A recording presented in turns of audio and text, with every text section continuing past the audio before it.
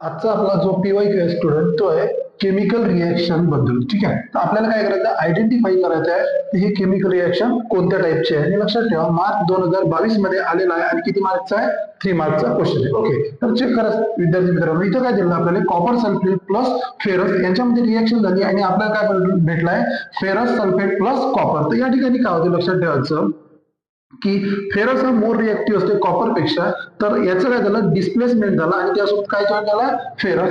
तर चेक करा, सल्फेट सोबत काय जॉईन झालं तर फेरस, म्हणजे काय झालं, डिस्प्लेस झालाय कॉपर, याला म्हटलं ते डिस्प्लेसमेंट रिएक्शन.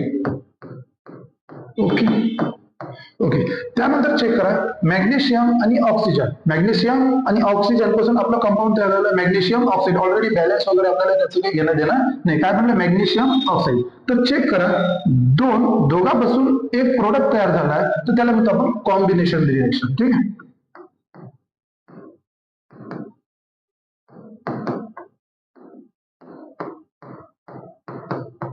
ठीक आहे. आता थर्ड नंबरचं दिला, चेक करा 2 KClO3. आपल्याला पोटॅशियम क्लोराईड, त्या पोटॅशियम क्लोराईड पासून आपल्याला 2 प्रोडक्ट मिळाले. इकडे चेक करा, पोटॅशियम क्लोराईड आणि ऑक्सिजन. म्हणजेच काय, एकापासून 2 प्रोडक्ट झाले. एकापासून काय झाले, तुमचे 2 प्रोडक्ट जर इथं काय झालंय, तयार झाले, तर याला म्हटलं ते डिकम्पोजिशन, म्हणजे वेगवेगळे केल्या, याला म्हटलं ते डिकम्पोजिशन.